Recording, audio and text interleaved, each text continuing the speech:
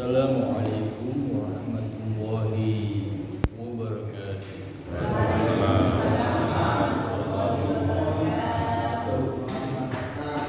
Innal hamdalillah nahmaduhu wa nasta'inuhu wa nastaghfiruh wa na'udzu billahi min shururi anfusina wa min sayyiati a'malina. May yahdihillahu fala mudilla lahu wa may yudlil fala hadiya lahu.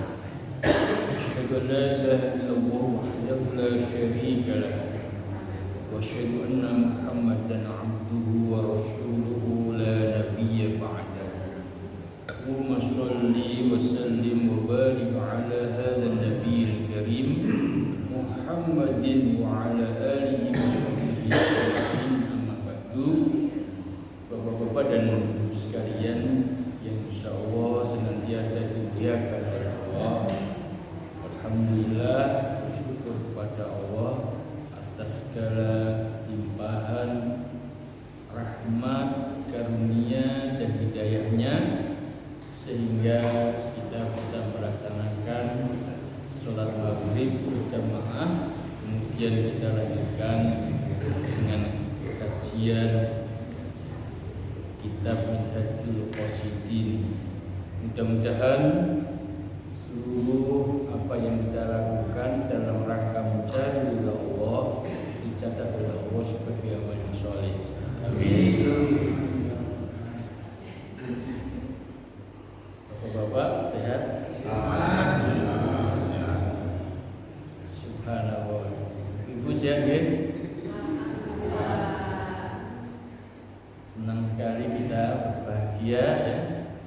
Meskipun hujan ya, tapi kita dimudahkan oleh Allah untuk melangkahkan kaki kita menuju masjid ya, menuju taklim. Nah, ini satu nikmat ya, karunia dari Allah yang sangat besar ya, sangat luar biasa ya. Tidak setiap orang, setiap kita dimudahkan oleh Allah untuk melakukan kebaikan-kebaikan. Bapak-bapak dan ibu sekalian, mungkin dalam satu saat, ya, dalam satu kesempatan kita ini dalam kondisi yang sangat tidak menguntungkan. Ya, mungkin kita kena PHK dari pekerjaan ya. Kemudian tidak memiliki sumber penghasilan, hutang mulai menumpuk ya, mulai jatuh tempo ya. Jadi persoalan-persoalan mulai muncul. Anak-anak mungkin sudah mulai sulit diatur, tidak percaya kepada kita ya. Istri kita juga mungkin mulai ya, meremehkan kita ya, karena kita tidak mampu ya, memerankan sebagai suami. Bisa jadi kemudian hidup ini terasa sempit, dada sesak, masa depan seakan-akan pesimis, madesu ya. Masa depan suram, masa depan lesu. Jadi hati kita, kondisi kita ya, pikiran kita itu menjadi gelap ya. Nah, di saat-saat demikian ya, kata Imam Ghazali, kita ini disuruh ke kuburan. Di kuburan kemudian kita membayangkan bagaimana jiwa-jiwa ya, yang sudah meninggal, jiwa-jiwa yang ada di barzah menunggu datangnya hari kiamat.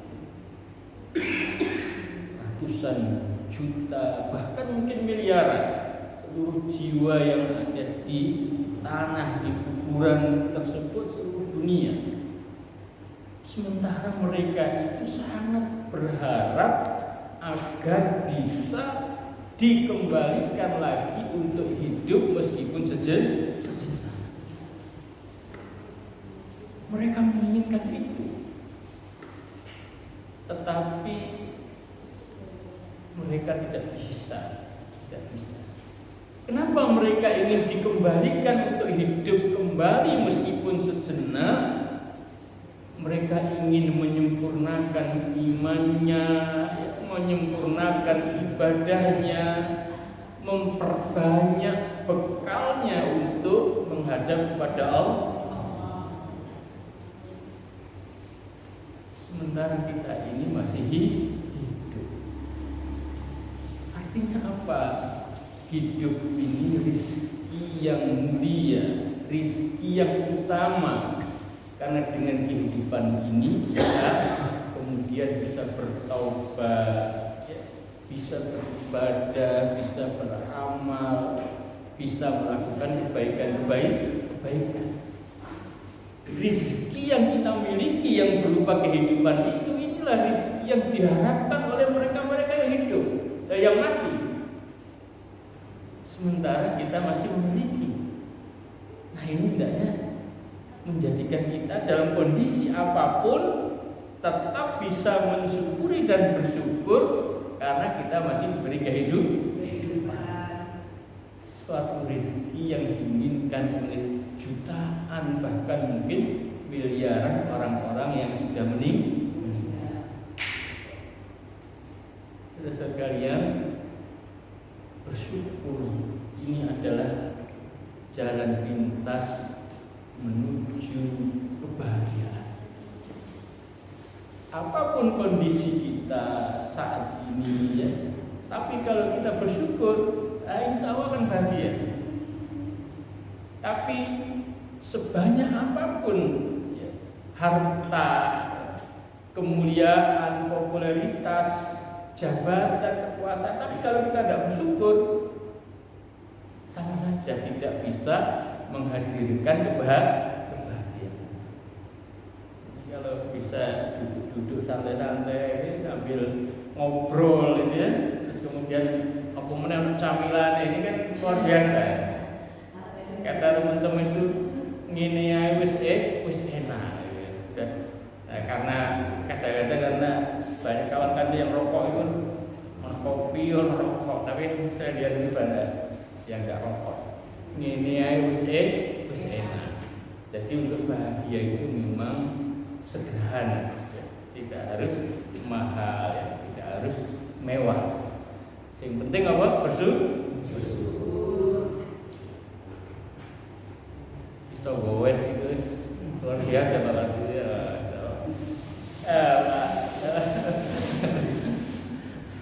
Agak lupa saya Pak. Pak Kadri ya, lihat gowes itu Pak Kadri, Pak. Sahabat pasti gowes luar biasa, sehat, syukur ya. Bapak-bapak dan sekalian, syukur, tawakal dan lain-lain itu adalah amalan hati.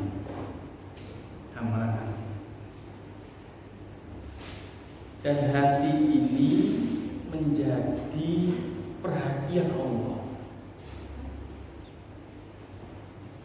Di samping Allah melihat apa-apa yang ditampak atau apa-apa yang kelihatan yang tampak, tapi Allah ini sangat memperhatikan kondisi hati kita.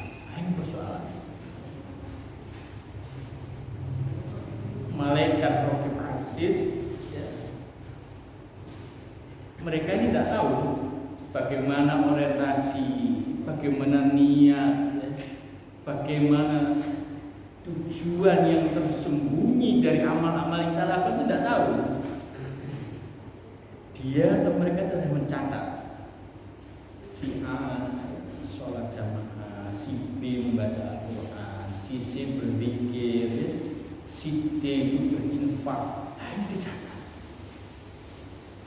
Tapi terkait motivasi, niat, orientasi dari amal yang dia lakukan, ini malaikat atau tidak tahu. Ini Allah yang tahu. Ini persoalan. Jadi Allah ini mengetahui apapun yang tersimpan di dalam hati kita, yang terbersit, yang kita rahasiakan, Yang kita sembunyikan di dalam hati kita ini Allah tahu. Sampai kedipan mata yang berkhianat, ini senyuman yang sifatnya nyinyir, ini tahu. Senyuman yang merendahkan dan meremehkan, ini Allah tahu.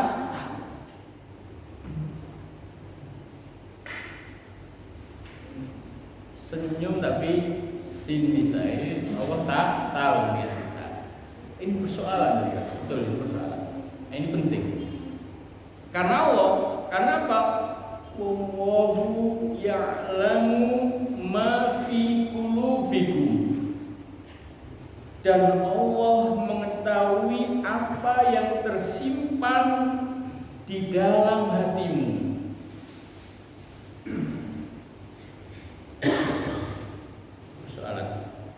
Ya'lamu kha'inatal a'yun wa ma tukhfis sudur.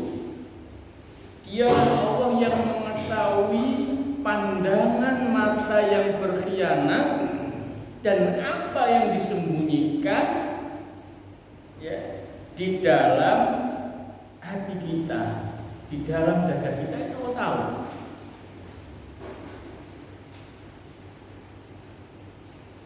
Wallahu ya'lamu ma tusirruna wa ma tu'linun. Allah mengetahui apa yang kau rahasiakan dan kamu tampakkan.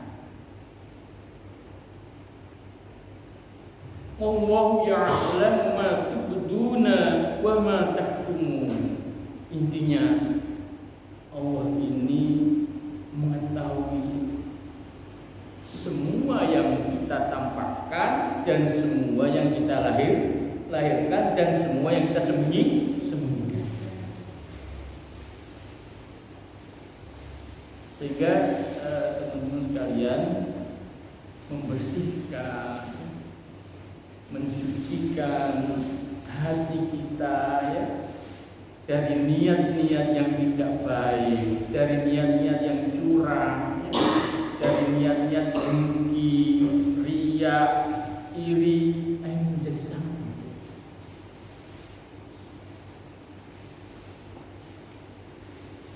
Karena jadi fokus perhatian.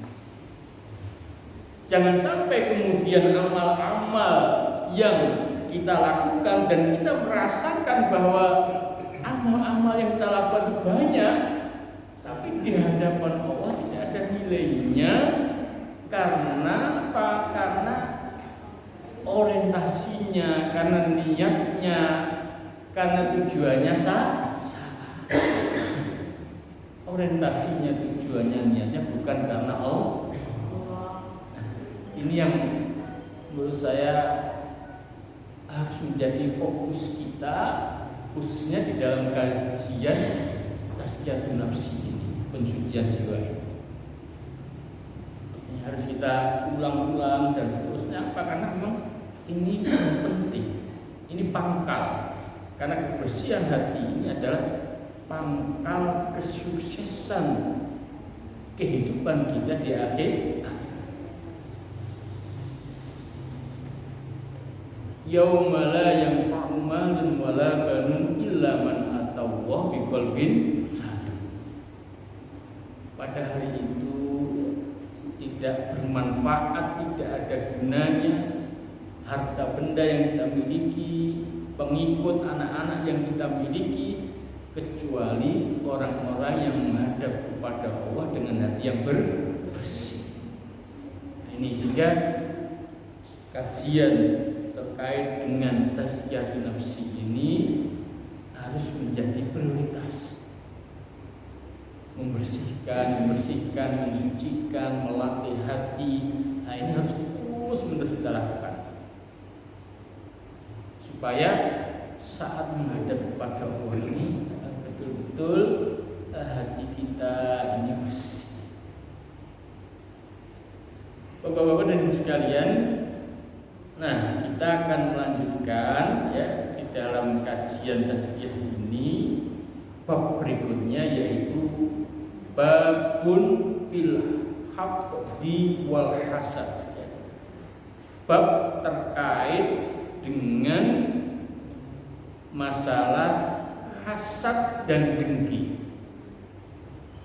Nah, ini juga terkait dengan penyakit hati, sehingga harus kita ya bertahap ya, sungguh-sungguh kita bersihkan. Jangan sampai kedengkian, jangan sampai iri, kebencian itu tumbuh subur dalam hati kita. Memang ya, kata Ibnu Taimiyah, seseorang itu tidak bisa lepas dari perasaan hasad. Jadi perasaan hasad itu melekat ya, secara tabiat itu ada dalam diri manusia. Persoalannya adalah apakah sifat hasad ya, iri hati, dengki itu kita biarkan tumbuh, kita tampakkan, atau kita kendalikan, kemudian kita hentikan. Nah, persoalannya sih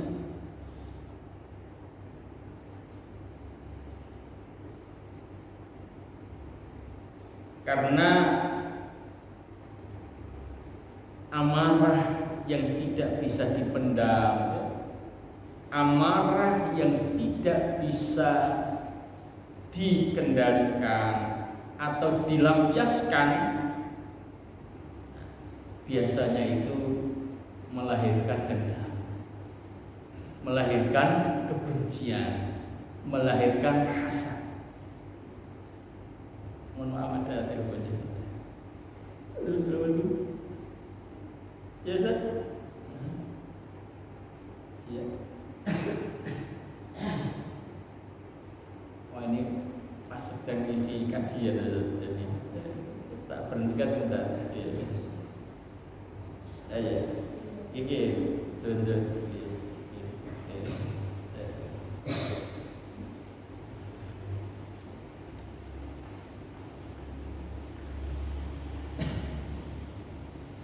Jadi ma khala jasadun min hasadin ya. Tidak ada jasad yang selamat dari hasad. Jadi memang sebenarnya setiap orang itu ada di dalam dirinya ya rasa dengki tadi. Orang yang baik akan menyembunyikan, nah orang yang tidak baik akan menampakkan. Nah, hasad itu biasanya sekalian atau ciri-cirinya itu adalah dia tidak senang jika orang lain itu mendapat nikmat dan dia ingin agar nikmat itu hilang darinya. Nah, yang kedua ya, dia senang kalau orang lain itu justru mendapat musibah. Nah, ini kan gimana sih kan penyakit jiwa ya. Senang kalau orang lain susah, tidak senang kalau orang lain senang. Nah, ini ya.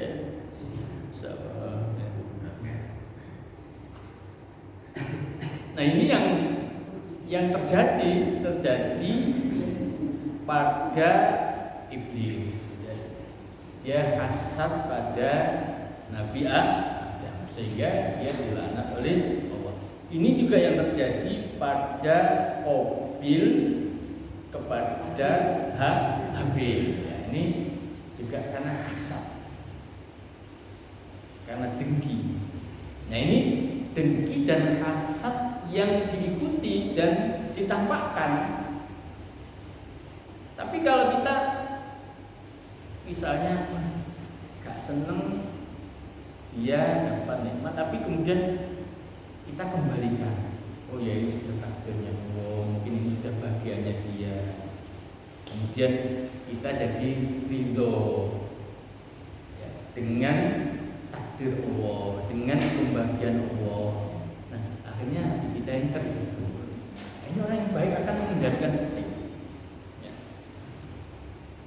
Tapi orang yang tidak baik akan mengikutinya. Ini persoalan. Nah, wa'aniz Zubair bin Awam radhiyallahu anhu qala Rasulullah sallallahu alaihi wasallam dabba ilaikum da'ul umami qablakum al-hasadu wal baghdha.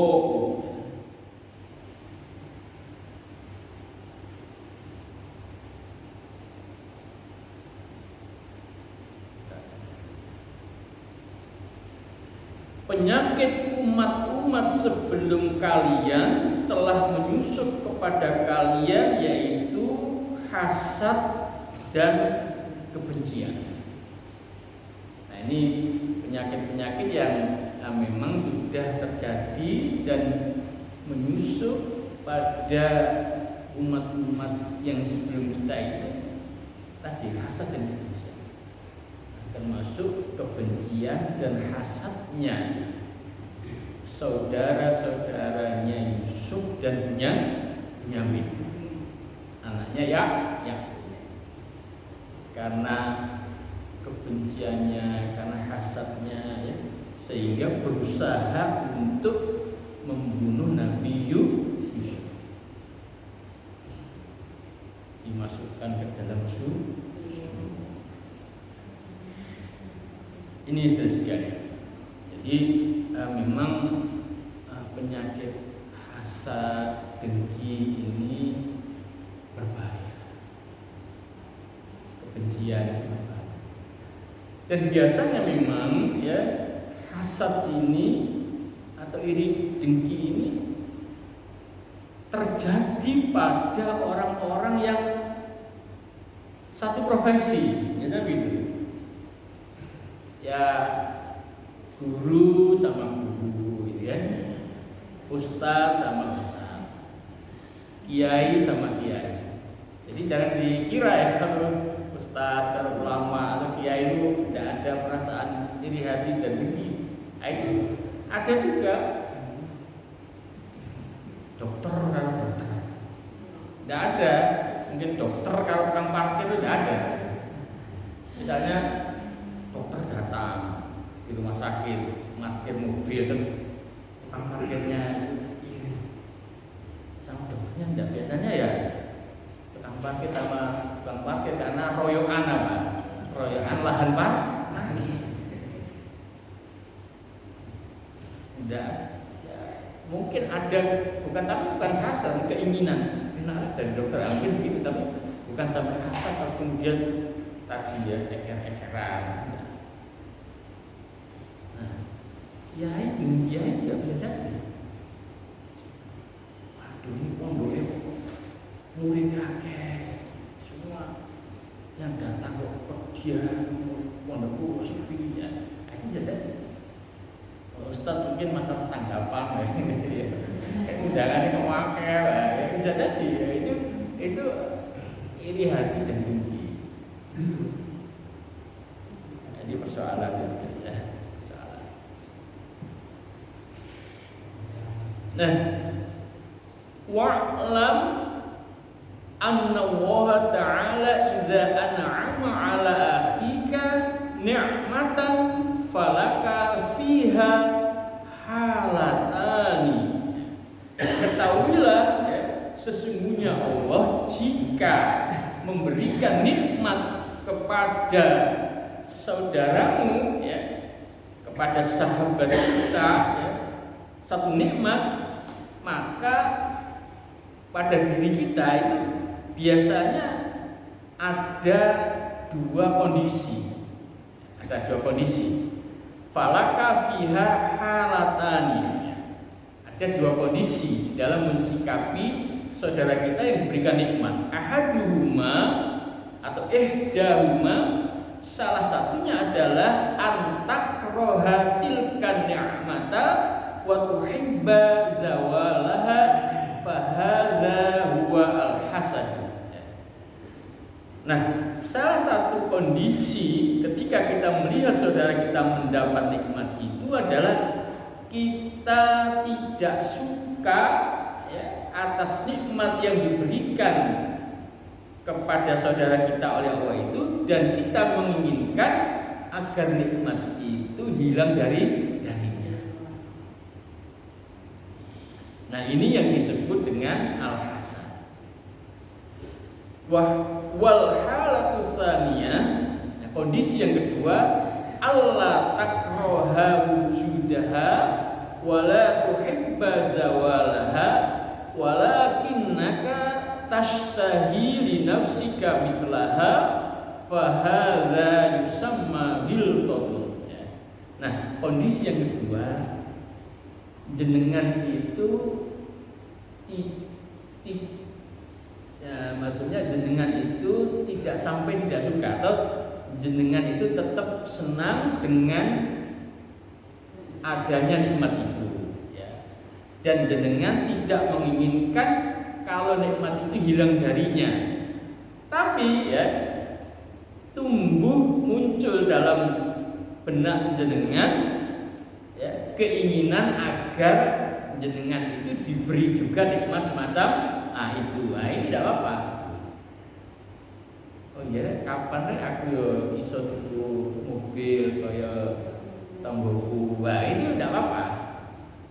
Muncul. Tapi kita tidak sampai ya, muncul perasaan tidak senang atau mendoakan supaya nikmat itu hilang, tidak sampai. Tapi keinginan itu ada. Nah, ini wajar. Nah, ini disebut dengan ghilta. Ya, ini ghilta.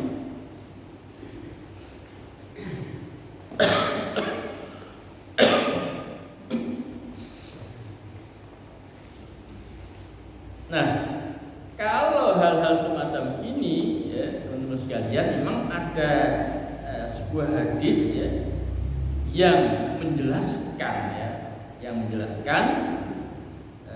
bahwa ya, ketika ada seseorang ya, yang diberikan harta yang banyak ya, tapi harta itu kemudian digunakan untuk kebaikan, kemudian kita ingin, ini tidak apa-apa. Atau kita melihat orang ya, yang hafal Al-Quran atau Al-Quran, bacaan Al-Qurannya baik ya, kemudian dia ya membaca Al-Quran itu siang malam, terus kemudian kita iri ya, punya keinginan. Nah, ini juga baik, tidak ada masalah. Nah, ini juga baik ya. Artinya ada iri-iri ya, tertentu yang dibolehkan, yang ditolerir. Masyaallah muslimin rahimakumullah. Nah, terkait sifat-sifat ini ya, nah, ini juga ada sebuah hadis, salatun la yanju minhunna ahadun. Ada 3 sifat yang seseorang itu tidak bisa selamat darinya. Pertama apa? Al-dhannu wat-tiyaratu wal hasad. Wa sa'uhaddithukum mal makhraju min dzalik. Idza dhananta fala tuhaqqiq wa idza tatayyarta famdi wa idza hasadta fala tabghi. Jadi ada 3 sifat ya yang melekat, yang ada pada diri seseorang ya. Tapi 3 sifat itu memang tidak baik. Nah, tapi kita bisa untuk selamat darinya ya. Sifat itu apa? 1, praduga, prasangka. Yang kedua tiaroh ya. Yang ketiga hasad. Kata Rasulullah, aku akan menyampaikan kepada kalian jalan keluar darinya. Bila kamu memiliki praduga, maka jangan memastikan. Nah, kalau kita misalnya ya memiliki praduga atau prasangka, jangan dipastikan, jangan dicari-cari kebenarannya. Ini kelihatannya kalau saya nilai ya, bayarannya nggak sepiro, golongan sebagai ASN juga tidak terlalu tinggi, tapi kok kekayaannya banyak. Kan kemudian ada prasangka, itu tidak usah kemudian dicari-cari. Kira-kira sumber keuangannya dari mana, Mas? Supaya kita selamat dari suudzon. Jangan korupsi, tidak usah. Nah, kita tidak usah mencari-cari ya. Kemudian kita berhenti pada husnudzon. Mungkin oleh warisan. Nah, ada seperti itu kan. Nah, mungkin dia punya bisnis yang lain. Nah, seperti harus kita carikan.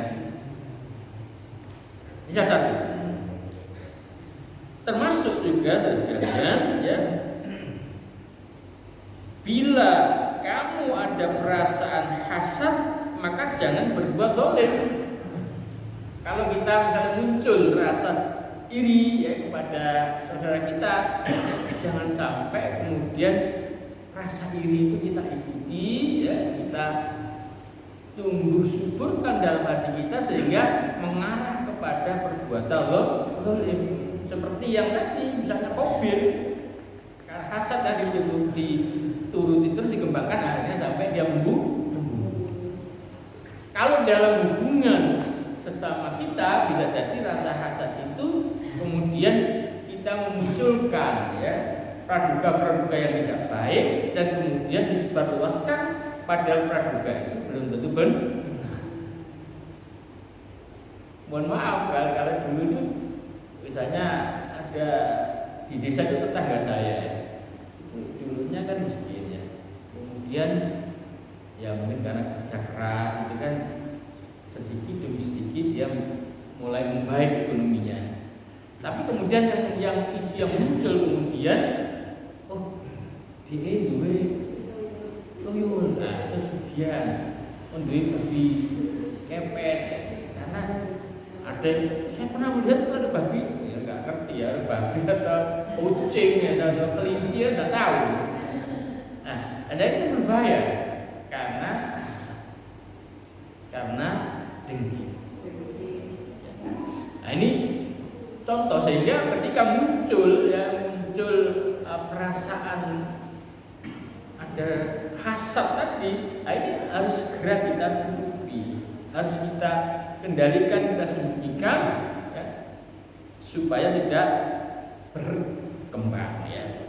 Nah sehingga menurut pengarang kitab ini Minhajul Qasidin wa ilajul hasadi ya, obat dari penyakit hasad ini adalah tarotan birridho bil qadai ya.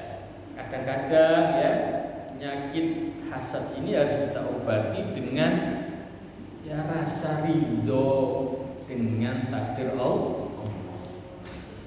Kita harus yakin ya dan menanamkan terus-menerus keyakinan itu bahwa semua ini sudah merupakan takdir Allah.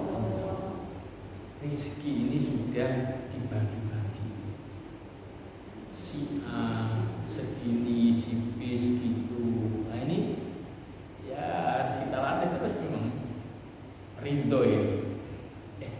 Mungkin sudah rizkinya dia. Mungkin bagian saya hanya segini. Nah ini harus dilatih. Ya tentu kalau soal hati ini mah gak gampang itu sekali ya. Gampang.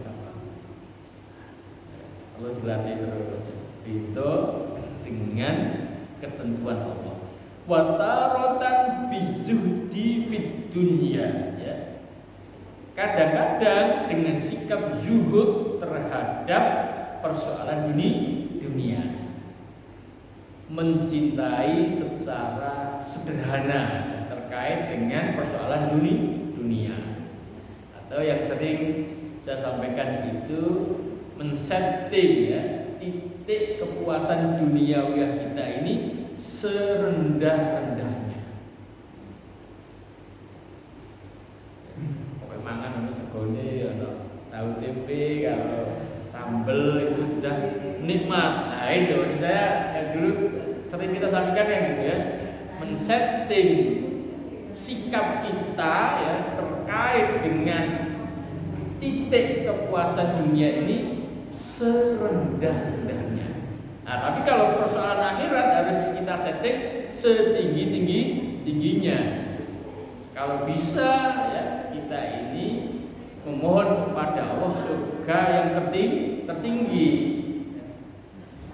Jangan justru kalau persoalan akhirat ini kita menetapkan, ya, kepuasan kita yang rendah.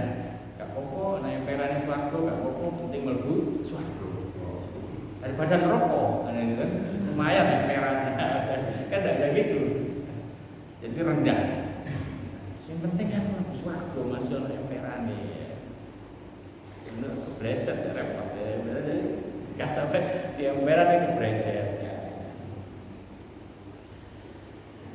Ya, watarotan bin nadri fi ma yata'allaqu bitilka ni'ami min humumid dunya wa hisabil akhirah.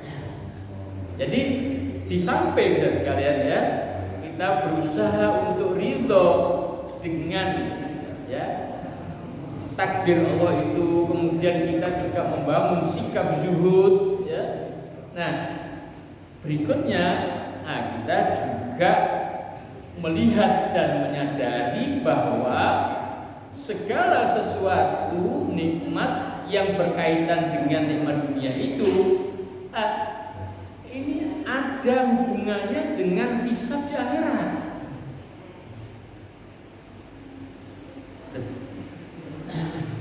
Misalnya, ya, kita iya mereka diberi nikmat yang banyak, tapi tidak gampang loh dapat nikmat itu. Siapa tahu nikmat yang besar yang diterima itu justru menjadi ujian bagi dirinya. Jangan-jangan dengan nikmat yang besar itu justru kita ini tidak kuat, terpleset. Atau nikmat yang besar ini juga pertanyaannya banyak. Nah, jadi sehingga kita merasa gak apa-apa nikmat atau rezekiku sakit, tapi kan nanti hisabnya di akhirat juga ringan. Kalau banyak, pertanyaannya juga banyak.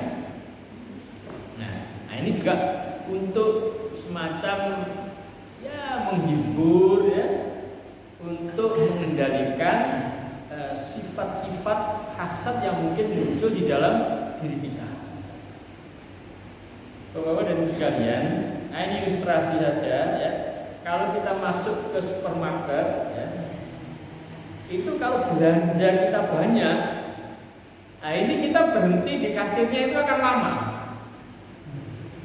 karena akan dihitung itu, ya. Ini pop mie 10, ya. Kamu Indomie goreng 20 misalnya. Ini kan hitungannya panjang, ya.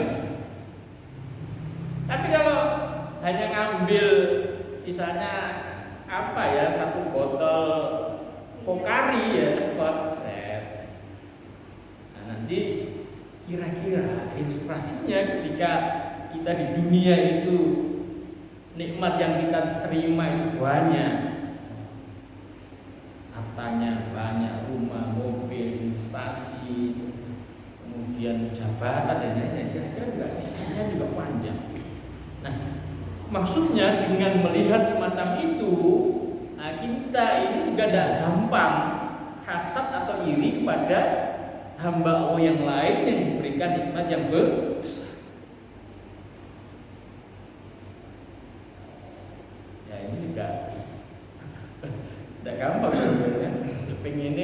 ini kan ya, hidup kaya, ya berfoya-foya, kemudian mati masuk surga kan gitu. Ya, mudah-mudahan kan ya kayak jabatan tinggi ya, karena dibuat kebaikan ya, meninggalnya bisa masuk surga.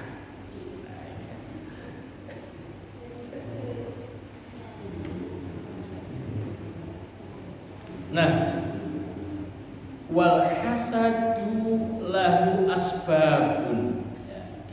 Rasa hasad, iri hati, dengki ini memiliki sebab-sebab juga. Ahaduhuma al-adawatu wat-takabburu wal-ujbu wa hubbur riyasah wa hubtun nafsi wa bakhluha wa ashadduha al-adawah wal baghdha. Nah, jadi sebab-sebab hasad itu diantaranya adalah sikap permusuhan. Jadi kalau bisa sekalian teman-teman, jangan sampai ada permusuhan di antara kita. Oleh sebab itu yang pernah kita bahas sebelumnya itu kan terkait dengan bab amarah, menahan amarah, ya, memaafkan, ya, berbuat baik ini penting supaya apa? Supaya tidak muncul sikap al-adawah, permusuhan. Kalau ada sikap permusuhan, biasanya ya diikuti oleh kebencian dan perasaan hasad. Jadi kalau misalnya ada masalah ya teman-teman dengan tetangga, dengan saudara itu hendaknya segera diselesaikan. Supaya apa? Supaya tidak muncul lagi. Karena permusuhan dengan nanti kan benci. Benci nanti timbulnya juga hasad. Karena benci itu kadang-kadang, mohon maaf kita ini karena kebencian itu kadang-kadang sering ya berusaha untuk mencari kejelekannya. Dan karena benci kita itu kemudian tidak suka kalau dia itu senang dapat nikmat. Karena benci kemudian kita itu senang kalau dia itu dapat musibah. Nah ini berbahaya ya. Permusuhan, takabur. Takabur ini berbahaya karena takabur itu membesarkan diri kita sendiri, merasa sombong takabur. Nah, kalau takabur itu biasanya ya menolak kebenaran dan merendahkan orang lain. Ini juga berbahaya. Terus kemudian ujub ya, merasa bangga dengan apa yang dimiliki. Kemudian ambisi kepemimpinan ini juga berbahaya. Jadi syahwat kekuasaan, syahwat politik yang terlalu besar, ini juga berbahaya. Ini juga menimbulkan tadi hasad tadi. Ini sudah ada di rumah. Ini tipnya ini ada atau ikomah? Ada. Kamu ada di teman-teman? Belum. Oh iya. Yaitu barangkali bapak-bapak dan ibu sekalian sedikit yang bisa kita diskusikan dan kita sampaikan pada malam hari ini ya, mudah-mudahan ada manfaatnya dan kita dijauhkan ya, kita semua dijauhkan dari rasa iri hati ya. Saya mohon maaf, wabillahi hidayah wa taufiq. Assalamualaikum warahmatullahi wabarakatuh.